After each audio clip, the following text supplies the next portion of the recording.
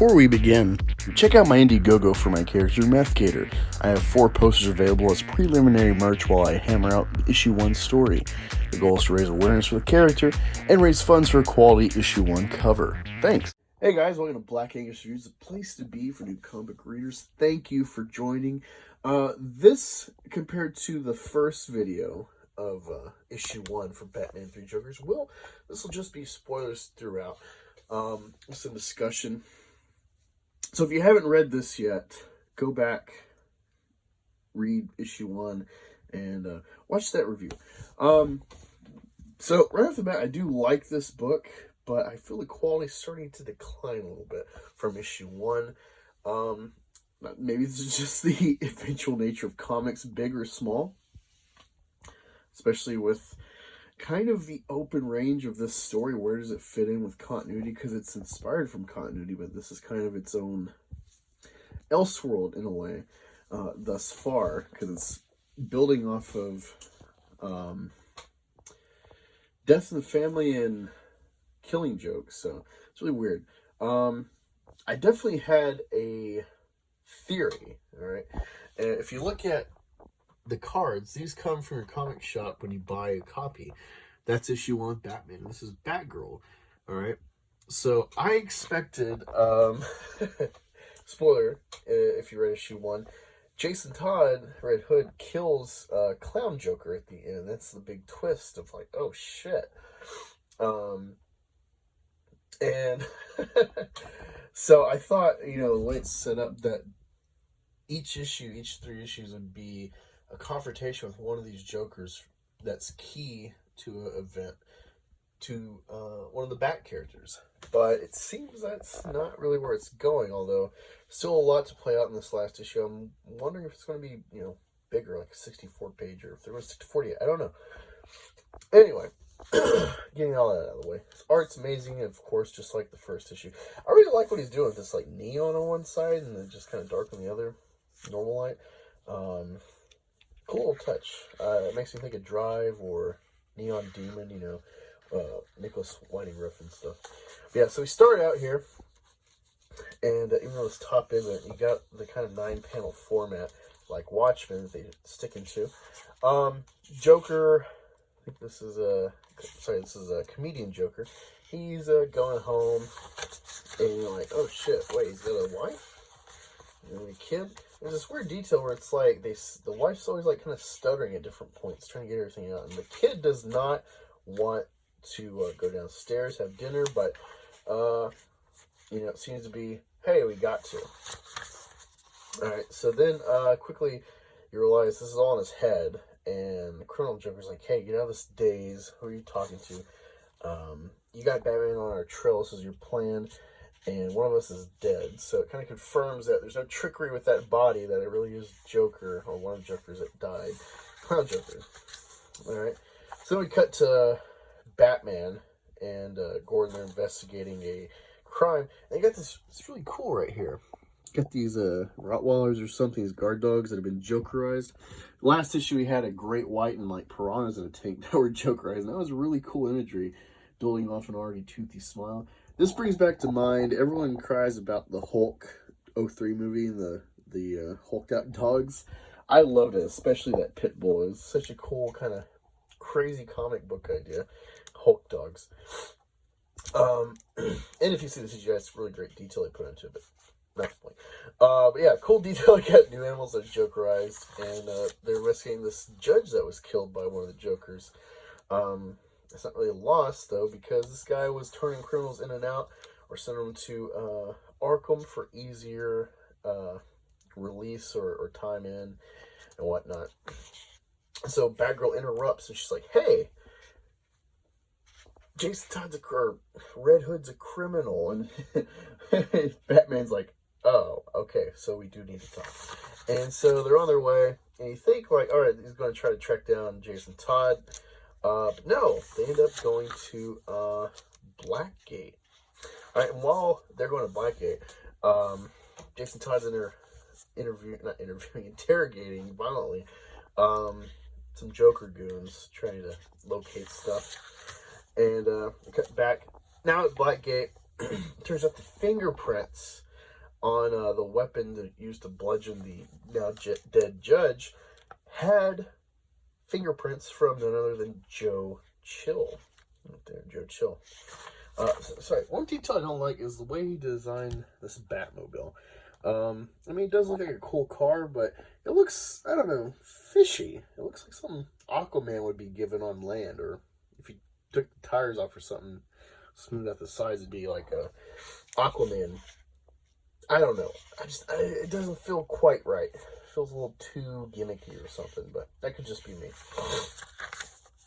Alright, so, Joe Chill, and it's kind of cool detail. Like, he goes to see Joe Chill, and he's like, you know who? You know who? I wish they would have had that detail in, like, Batman Begins, centering himself to get in character, because Joe Chill kind of takes him out of character, brings him back to his childhood. Alright, so it turns out he's missing, and so they, I guess, scan, he talks about scanning, like, surveillance footage to figure out who came into his room, but they end up just going to the hospital, or the hospital ward or something. Yeah, hospital. And finding him, he's got cancer and stuff, so they're trying to figure out, like, how is his fingerprints on there, or how's he fit in this plan? You can't figure it out. Well, go back to Red Hood. He's investigating, trying to find these chemicals or whatever, and goes to this closed pool, and there's a pool full of freaking Joker people. They're just simmering in this, and then one of them texts, he's like, "Get the fuck off!"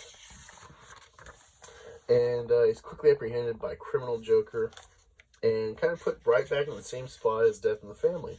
You have to get his ass beat and stuff, but there's a lot of, dialogue between him and Joker. Many Joker's saying, like, you hate Batman as much as us, and we're trying to find the next great Joker. But you're not quite it. You're not there yet. Maybe you can be. We're rooting for you. And it's kind of cool. And, I don't know, it's kind of symbolizing that the Joker is not really a person. It's an idea. It's a character that all of us could kind of become. Kind of like V for Vendetta, where everyone kind of gets fed up and puts the mask on. I think that's kind of a cool idea. Alright, but yeah, he's getting beat with the crowbar again, but, then he decides to leave him this time. And then eventually Batgirl and Batman find this spot. He gets his, utility belt, taken by this, like, horde of Joker freaks. And, it sends a distress call for the cars to zip in, knocks these fuckers out, Antifa style. And, then they figure out, they find this door, oops, and stuff, and then they go in. After seeing all this mayhem, they find Jason, and they're kind of telling, like, hey, you're alright and stuff, and they're trying to get him focused. He's like, hey, at least this time you saved me, trying to get me, but I hate you, I'm right back where I've been. So he goes back to Batgirl's place, and he has this dialogue and stuff, and, she leaves him for a while, and he goes to her closet, not to be a creeper, but he ends up finding, like, her calendar and stuff, which she saved from when she was recovering, from being in a wheelchair after killing Joke. And, he's looking at, like, some of her books and everything that, I guess, helped guide her to healing and whatnot, and there ends up being, I wouldn't say a romance necessarily, but it's a romantic moment. Which is kind of shocking. You always feel the Bat family is kind of, that. It's a family, there's kind of this code. They're all here to work and, take names, kick ass and take names. And it feels, the family bond feels like, something wouldn't cross. I guess that's why people freaked out about Batman and Batgirl and the Killing Joke adaptation. It didn't really bother me because it felt more like how they kind of present it, where it's a, I don't know, like teacher-student type of deal, like, college student or something fall in love with their teacher, her mentor. Yeah, this just feels like odd, but they kind of quickly undercut it, where it's like, no, this is just a moment, it's passing, hiding it. There's something weird here. Freaking, Batman's got Joker files. One says missing criminals. The other one is missing clowns. It's funny in a sad way. Like you took the time. You took like 4 years to write this and complete this story, and you have a file that says missing clowns. It seems laughable for such really good storytelling.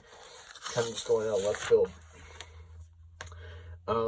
Yeah, then we get to, we leave Batman and you end up somewhere, the hospital bed. Yeah, this is detail I didn't like put together, because of this explosion. I thought it was somewhere else when I first read it. But yeah, Joker's break in, steal Joe Chill, and they get on camera like, you're going to confess, why did you really kill Thomas and Martha? And it's like, wow, this is out, it's totally went a different way than I thought. Again, I thought each issue would be each of the Bat people confronting, with the conclusion being Batman, coming to terms, or, I don't know, maybe killing one of the Jokers. That's where I thought this was going. But, it's bringing this Joe Chill stuff in there and twisting it, Interesting stuff. I'm really excited to see how this ends with issue 3 and where it might go in continuity. Maybe I'll actually read DC besides Black Label or small numbered runs like this, but I'm not counting on it. But I do love Batman, so you could win me over. But I feel like we're getting too much Batman, too much Joker, Harley stuff. But it's good. It's good.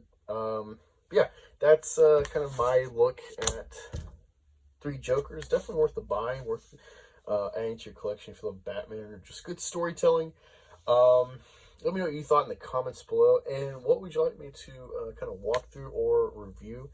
Let me know in the comments. I plan to do a volume 1 of Animosity review. I really liked it. It's such a kind of unique story to me, with some good nods to things you do know. So I'm really excited about talking about that. But yeah, thank you for joining me. Sorry if I sound a bit nasal. I'm becoming a little sick with the weather change for the fall season coming on us. But yeah, thank you for joining. Till next time.